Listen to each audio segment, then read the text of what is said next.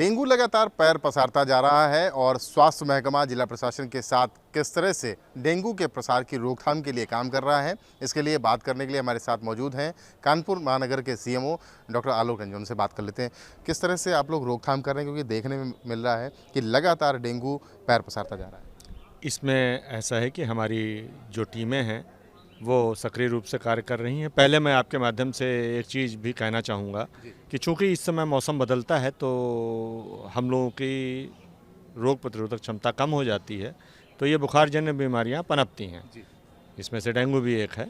तो और मच्छरों का चूँकि पनपने का ये सीज़न सबसे फेवरेबल होता है क्योंकि टेम्परेचर 25 से 30 के बीच में होता है। तो एक चीज़ मैं अनुरोध करना चाहूँगा लोगों से कि कृपया अपने आसपास मच्छर पनपने के स्थितियाँ कम से कम बनने दें, पानी जमा ना होने दें, कूलर में है या गमलों में है। तो एक तो मैं ये आप मुझे अच्छा मौका मिला कि आपके माध्यम से मैं ये एक गुजारिश और एक रिक्वेस्ट करना चाहूँगा। दूसरा ये कि हमारा विभाग और साथ में नगर पालिका भी हम लोग साथ मिल करके ये कार्य कर रहे हैं। हमारी टीमें बनी हुई हैं, 43 टीमें हमारी पूरे सक्रिय हैं जनपद में। उसमें हम लोगों ने सेक्टर वाइज एरिया बांटा हुआ है और वहाँ पर दिन में सोर्स रिडक्शन और लार्विसाइडल कितने सेक्टर्स में शहर को बांटा गया है और कितने? देखिए 111 सेक्टर्स हैं, उसमें 43 टीमें कार्य कर रही हैं।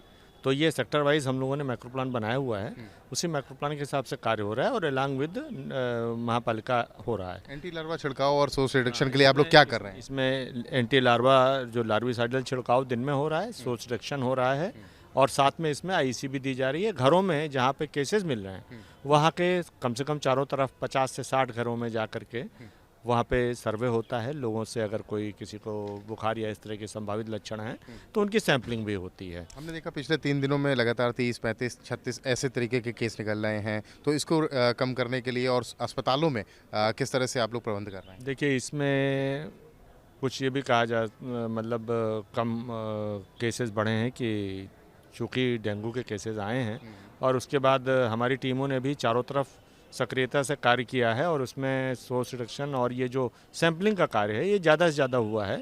तो उसकी वजह से भी सैंपल्स बढ़े हैं हमारे और उसकी वजह से भी केसेस आए हैं।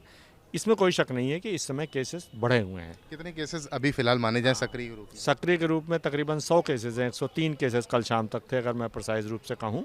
ये है कि इसमें जो भर्ती मरीज हैं उसमें हमारे सरकारी क्षेत्र के अस्पतालों में मात्र अभी तक 6 या 7 मरीज भर्ती हैं और वो भी गंभीर नहीं हैं। और जनवरी से अब तक अगर ये देखा जाए कि कितने मरीजों को डायग्नोसिस डेंगू हुई है तो वो 200 मरीजों की कानपुर नगर के डेंगू पॉजिटिविटी हुई है। आखिरी सवाल ये कि अस्पतालों के प्रबंधन पर आप लोग किस तरह से ध्यान दे रहे हैं, क्योंकि शासन स्तर से कहा जा रहा है कि डेंगू और वायरल फीवर के वार्ड जो है वो अलग अलग कर दिए जाएंगे। जी, ऐसा है कि ये जो इसके लिए डेंगू के लिए अलग से वार्ड बने हुए हैं हमारे सरकारी अस्पतालों में, सब में बने हुए हैं। इसमें CSC स्तर पे अस्पतालों में 5-5 बेड के जो है अलग वार्ड बने जिसमें मच्छरदानी युक्त बेड पड़े हुए हैं और हमारे कांशीराम चिकित्सालय में और उर्सला चिकित्सालय में 25 बेड का उर्सला चिकित्सालय में और कांशीराम में 20 बेड का चिकित्सालय में वार्ड अलग है जिसमें कि मच्छरदानी युक्त बेड हैं और सुविधा हमारे पास पूर्ण है। हम लोग कर रहे हैं इसको रोकथाम के लिए पूर्ण रूप से कर रहे हैं। तो सीएमओ डॉक्टर साहब बताते हुए कि रोकथाम के लिए, सोर्स रिडक्शन के लिए एंटी लार्वा छिड़काव हो रहा है और तमाम प्रयत्न किए जा रहे हैं ताकि तेजी से पैर पसारते डेंगू की रोकथाम की जा सके। कानपुर से कैमरामैन पंकज निगम के साथ रतीश त्रिवेदी, ABP गंगा।